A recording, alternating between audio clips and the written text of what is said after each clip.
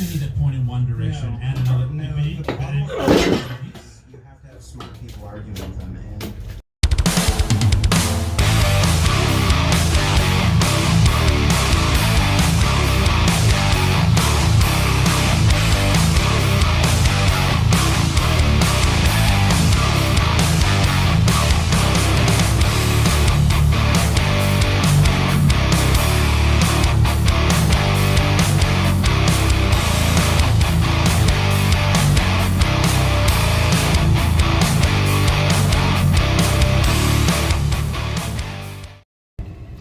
and driving in my car.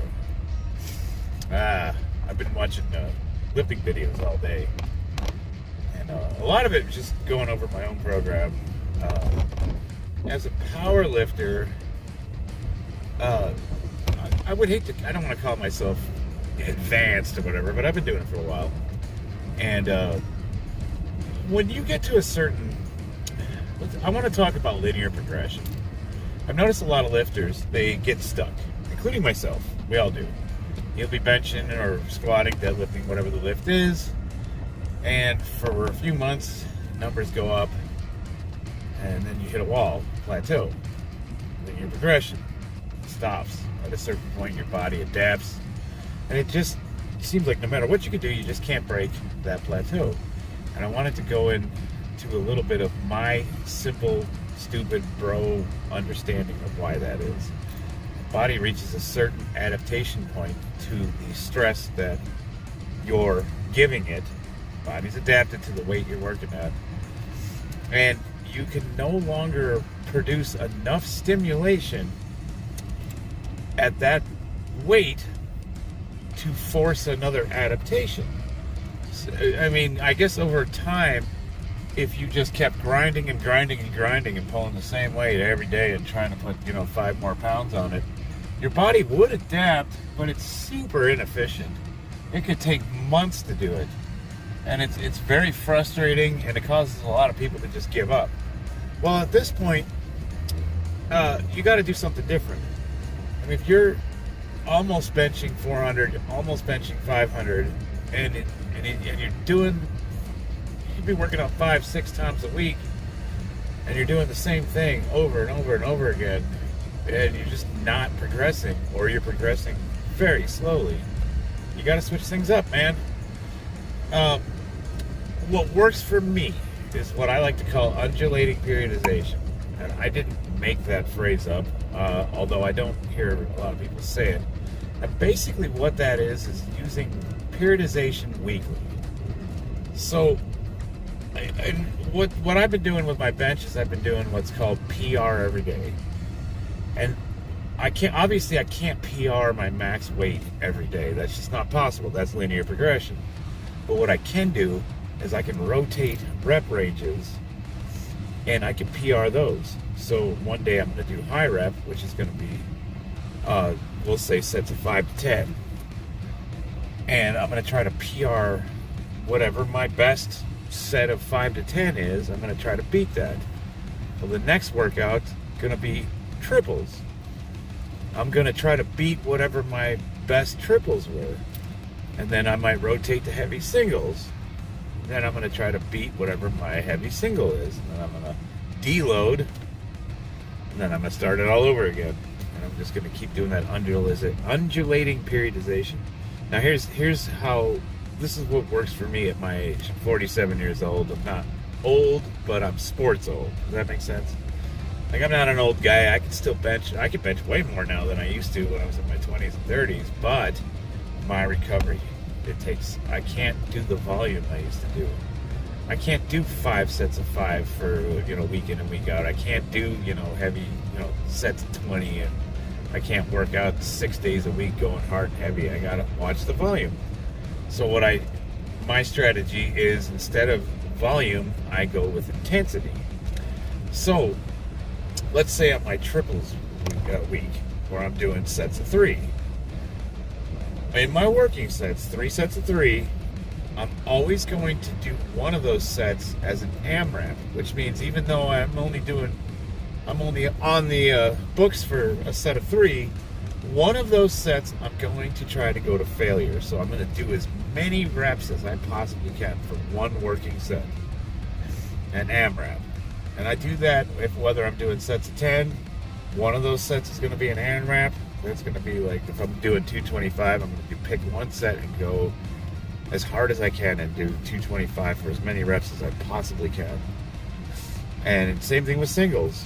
If I'm doing singles at 80-90%, one of those working sets, I'm going to try to push those singles for as many reps as I can.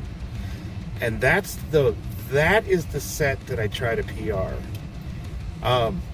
It's a weird strategy, but basically I'm trying to PR rep ranges, and then every 6 to 8 weeks, although I break this rule all the time, but every 6 to 8 weeks, then you max out and see where you're at. A lot of us lifters, we have to go heavy. It's just, we need to do it. So I might PR every 3 weeks or so. It's a bad idea. It's a bad strategy. I shouldn't do it. That's how we get hurt.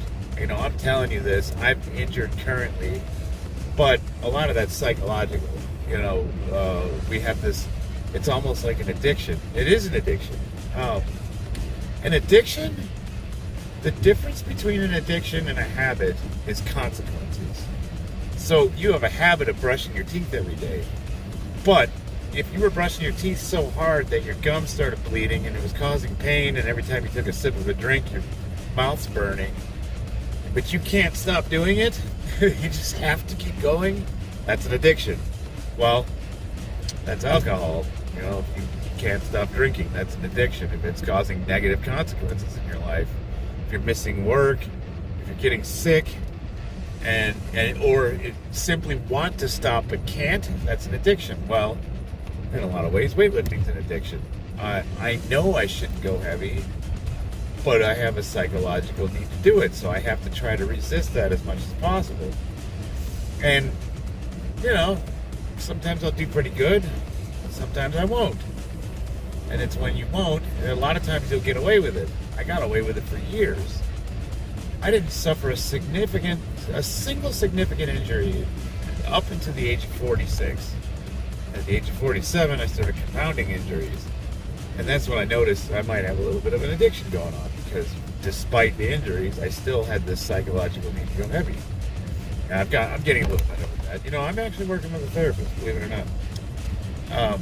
Ever since I got out of the service, I've been using a psychologist, psychiatrist in some form or another to help me with my, my needs. I don't see that as a negative. A lot of people don't want to talk about mental health, but let's face it, man, a lot of us lifters, we're not put together that great. We've got psychological issues. We've either got body image issues or self-esteem issues, or, it develops into other things. Like, I love lifting. I love it. But do I really? Or do I just have this addiction to it? So a lot of it is self-reflection. A lot of it is looking inwards. A lot of it is really examining your motivations. And, progress, not perfection. If you discover that you do have an issue with something, like say you have a food addiction. Well, you can't stop eating, you're going to die. So that's a tough one. If you have a food addiction, you got to stop. Alcohol's an easy one. You just stop drinking alcohol. Like, I know it's not as simple as that, but essentially you remove alcohol from your life, you're going to survive and you be healthy. You can't remove food, and I certainly wouldn't suggest removing physical training. I think it's a very important aspect of life, but when it bleeds over into problematic, where do you draw that line? How do you battle something that's necessary? And a lot of that is just like talking with other professionals, working on it, the same way you would handle any other addiction. And that's kind of, really what I wanted to touch on more than anything is being honest with yourself. Turning here. As long as you are honest with yourself and you're not lying to yourself about your motivations, you're in a good place. Because we lie to ourselves. We try to convince ourselves that the things we love that aren't necessarily that great for us. we try to convince ourselves that it's positive. Cool, yeah, that's nonsense. It's doing good things. Are you? Just don't lie to yourself. So I touched on two things. I touched on why we stall and how I overcome it. And I touched on being honest with ourselves about motivation, overcoming problems in our lives. That's the theme of my my little rant here. All right, I'm about to get on the freeway, and I don't want to get run over by a Mack truck. So, see ya.